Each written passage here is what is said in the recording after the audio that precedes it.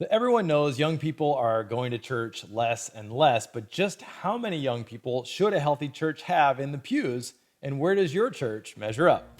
Hey there, it's Matthew Warner, and this is the Finding Uno Show.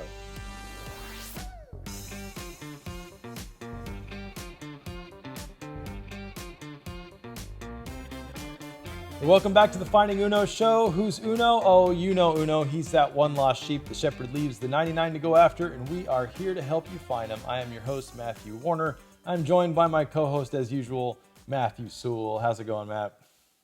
Well, I would say good normally, but the day we're recording this is the day after hometown Gonzaga Bulldogs got their butts kicked in the national championship game. So it is just okay this morning, I would say. But I can feel the sadness in the air in Spokane today. Well, go Baylor. It's my home Texas team, so it was a good game, I guess, if you're a Baylor fan. Great season for Gonzaga, though. All right, so before we get started, I want to remind everyone to make sure and subscribe to the YouTube channel or to the podcast platform that you're listening to this through. But also, we take questions at the end of every episode, and we would love to hear from you. So if you have a question for us, or a topic or an idea you'd like to hear us discuss, or a question to answer, please go to findinguno.com. We have our hotline there where you can submit your questions, and you just might get featured on the show. So today, Matt, we are obsessed with youth these days. Is it really that important that we have young people in the pews? I mean, kids are so noisy at Mass on Sunday. It makes it so I can't hear. Like, isn't it nice when the kids stay home and they can come back later when they get older? Yeah, I definitely understand the temptation because I currently have an almost 2-year-old who is in the shrieking phase, like the surprise shrieking phase. It's not just like we can anticipate it, but it's like, your eardrums are already exploding by the time you realize what's happening. So I definitely understand I definitely understand the temptation. But I mean, right, going to church, it's kind of regardless of denomination, always calls us to get outside of ourselves, which I always appreciate. Yeah. But No, then I'm not to joking, put of course. I'm joking, no, of yeah, course. yeah, no, I know, yeah. I've But got then six like that, kids who are all in the pews making tons of noise. They're usually the noisiest ones, but like a you think of blessing, like right? the I mean, there's in every church, it's like it's a stereotype, the person who grumbles or because you're sitting in their pew or because your kids are being too loud or something. But I mean, not to put too fine a point on it, but Jesus said, "Let the children come to me," and didn't make any stipulations of that they should be in the cry room when they Yeah. come to him, right? So Well, and I don't know I try that to that remind myself that when you're there on Sunday and you hear the crying baby or the complaining toddler or the playing child, that just is distracting everybody else, that is the sound of a healthy, growing, thriving church community, and so it's important that we remember that. Of course, we wanted to tackle this a little bit today. It's one of the things churches think about a lot is, where are all the young people? Are we attracting enough young people? What are we doing to get young people in here? And while sometimes I think we can get a little too focused on the youth part of it, it's a recognition of how important it is to having a healthy, thriving church that's growing. Yeah, I mean, but so I mean, there's the there's lots of a push to attract young people, right? That like you're kind of alluding to, but didn't churches just used to assume that the young adults, oh, they'll drift away in college, but they'll come back to get their babies baptized or get married in our church or something like that, or maybe when the grandparent dies, they're gonna want to come stay or something. Didn't we used to just kind of assume? Is that not the case anymore? Yeah, well, I mean, I had a pastor tell me that too, and I was volunteering a lot in my youth ministry as a leader there. And we'd have these conversations, and you're usually trying to get the pastor to value or recognize the importance of investing in our youth programs or whatever the case may be.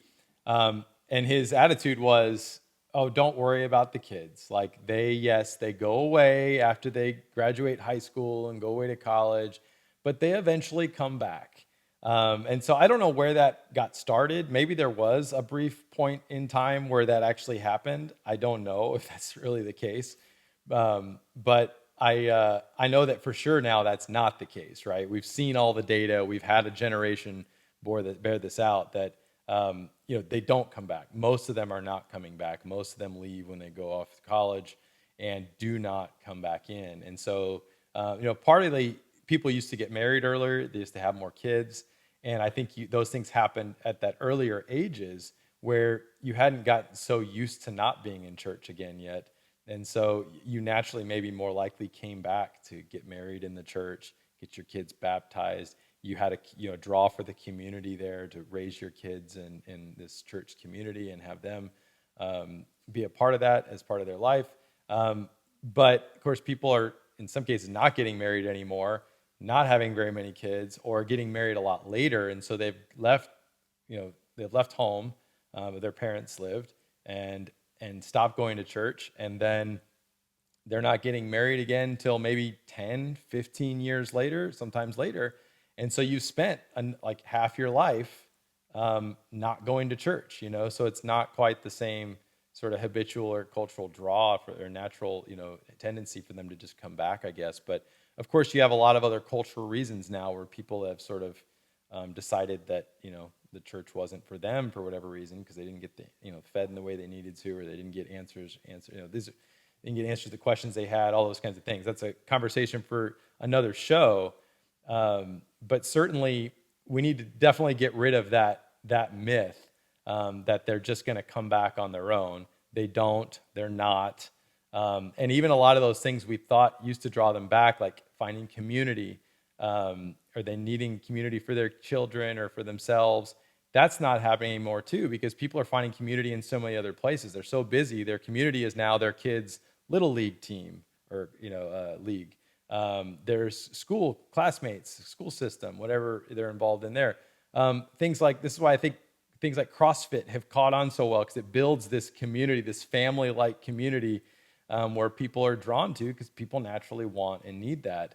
And then you can get trapped on the other side too, where church starts to become where you're trying to compete with those kind of things, and it's an inspirational message and a community for people. But that's not churches. Some churches can do that really well and win that battle with the other things in the culture that are offering those same sort of things. But over time, you don't, and so churches have to get back to, of course, offering things that only the church can offer. And again, that's a show for another time. But the fact is, they are not coming back on their own. So the fact that the number of young people in your church now is a good indicator of what might happen in the future. Yeah, I was gonna say that's not just one show. That's like three shows, like a series or something. There's so much to unpack there. But yeah, before listeners think that we've all of a sudden deviated from smart communication and digital use as a church, we promise there's a point. In terms of thinking in terms of like the life of a church and saying, are we dying or are we thriving, or where are we kind of at? Why is it important to keep track of the number of young people in a church? Well, I think it's one of the best long-term indicators of how well a church community is going to do. So you can measure the things right now, like how many guests are showing up, how many new people are showing up, how many people stopped showing up recently. You can measure other levels of engagement in between those two extremes, right? But the biggest, most powerful shift, and there's another study that just came out recently, and we'll probably do a show on this probably next season now, where we dive into these stats, but talking about the fact that people have continued to become less and less religious in the United States. Fewer and fewer actually go to a church now. So less than half of Americans actually go to a church and have a church that is theirs. So there's this massive shift. That's the most powerful sort of cultural trend happening, and it's generational.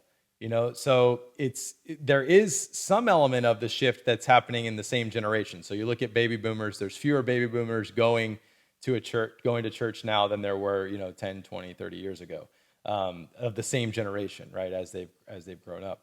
That's the case for every generation, but at the same time, it's even more powerful of a shift when you look at it from one generation down to the next. And so that's why looking at young people within your community is a good indicator of how well are we passing on the faith. Because you can look at the day-to-day indicators of, okay, do we have new people showing up? Do we have new guests? In a lot of places, if you're in a growing area, You might have people moving into your area like crazy, and so you feel like, oh, we're doing something right. Look, our biggest problem is we need more parking, right? That's a great problem to have. We must be doing something right. But underlying that in a lot of these church communities is this unresolved problem or unaddressed problem that, yeah, you're attracting new people who are moving here, but their kids aren't coming back. Their kids are not practicing once they leave the house and turn into adults and go on and live their own lives. They're deciding not to go to church in huge numbers. So again, looking at these numbers is really a good way for you to see like what's gonna happen to us in 10, 20, 30 years, because you might have a lot of people showing up now, but if they all have gray hair like I'm getting, then it's not looking good if there's not enough young people to replace them, because we grow up and we die, and there has to be other people here to keep going. And part of our job is to evangelize our children and to pass on the faith, as Christians have done for thousands of years now.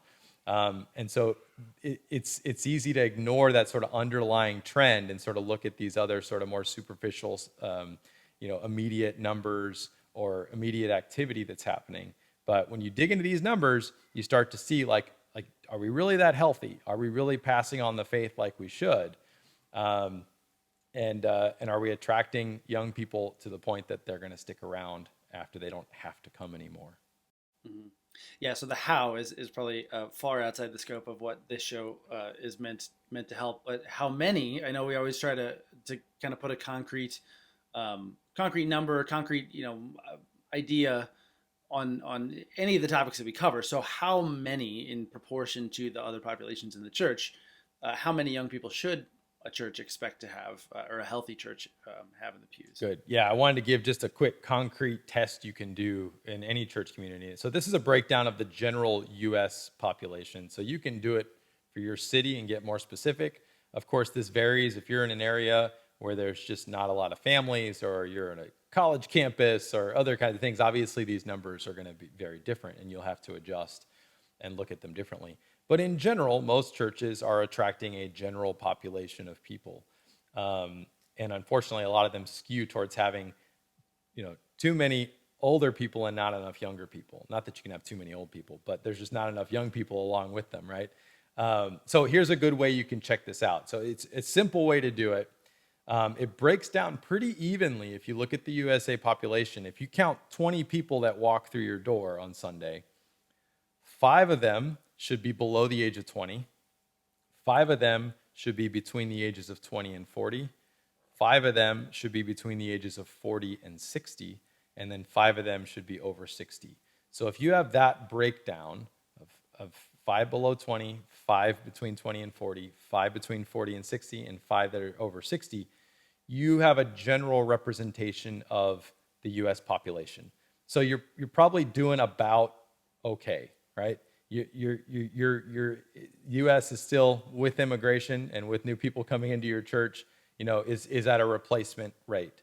We can keep going. So if your church is maintaining that, you're probably doing okay. Most churches are probably not doing that well, and you'll find that you don't have enough people at the below 20 and 20 to 40 age, and you're probably more heavily weighted the other way. Other churches might be the other way around, and that's a great place to be, because you've got a lot of young people that, again, hopefully you're passing on the faith to over time. So if you want a better sample size, do it for 100 people. So a good thing you could do is just have someone sit outside the door on Sunday and just count people as they go in. Make a sheet of paper, put 4 buckets in it. You got a bucket for under 20, a bucket for 20 to 40, a bucket for 40 to 60, and a bucket for over 60. And you don't have to ask everyone their ages. Just guess. You probably get it about right, okay? So it's a private survey. You're just ticking off. So when each person walks through the door, tick whichever bucket they go in. Okay, that person looks under 20. That person looks 40 to 60. That person looks over 60. And just tally it up. And when you get to 100, stop. And you should have, again, in this case, 25 in each bucket would be an even representation. If you've got more in the younger buckets, then you're doing a little bit better. So it's a good test to do, to just kind of see, get some real numbers on how well is your particular community sort of passing on the faith and having the young people and young families continue to attend and carry this thing on. Yeah, great. Well, that's a good place to cap this episode. But of course, before we go, every episode we like to take a listener question, as we mentioned. So be sure to call the hotline and submit your question if you'd like to be featured potentially on a later show. So we're going to head over to our People Got Church Problems segment. Okay, this week's question from a listener. They wish to remain anonymous. We promise it's a real question, but they just wish to remain anonymous. When they send in this question, they ask, could you talk a little bit more, you've discussed it some already, about church directories, so this maybe kind of applies here. I assume that there's a need for these that still exist, but I agree with some of your comments about needing to maintain trust with our parishioners that we're not giving out their information. Do you have suggestions on how to meet the need of helping our parish get in touch with one another easily while also guarding their privacy? Good question. So this is, I think that, in the past, church directories seemed pretty common. My parishes I went to, I think, normally had one. And this was before the digital age. It was before it was so easy to take someone's information. It was, at the time, basically everyone's information was in the phone book. When I was a kid, you could look up anyone by their last name in your area and find their last name and get their phone number. And that's just not the way it is anymore. And so a lot of members of your church don't want a digital directory out there, something that is easily going to be scooped up by spammers or scammers to try to take their personal identifiable information and use it in other ways. So what used to be, I think, a fairly common thing where a church community might have a directory, a printed book that had even pictures sometimes, but names and phone numbers, maybe addresses, all listed out so that any member could look up the information of another member and get in touch with them, and that was it was a part of building your community and your relationships with each other. I think those days are generally gone. I don't hear of many churches really doing it that way anymore. The ones that try to, I think, run into a lot of pushback because it inevitably ends up as a digital resource they are putting on their website or emailing out to everybody. And once it's in digital form and you have all that information in there, it's just not something you want floating around on the internet. It's not something you want distributed to lots and lots of people. And of course, more and more people are more sensitive about their identity being stolen or other piece of information. We get so much spam on our emails and phones and everything else these days that we want to be more selective about who we give that information to. So in general, you're not going to be doing the same type of directory you used to do, not without getting a lot of pushback from members of your church. But I think it's important, it's good to step back and say, well, what problem were we really trying to solve with this in the first place? So that would be a good question to ask your pastoral council or whoever's thinking about doing this is, what problem are we trying to solve? Are we just doing it because it was always done? Or is there a real need here that we're trying to satisfy? Because if it's just people needing to get in touch with somebody or give feedback, usually it's one of the leaders they need to get in touch with. So certainly make contact information available for your leaders. Or there's other forums where they can reply back in a group conversation. So like on Flocknote, that's built in where people can kind of chat back and forth with each other. If they need feedback or they need to talk with somebody, or they can give it to just that person and say, hey, call me, here's my number, and kind of go back and forth in a private chat that way.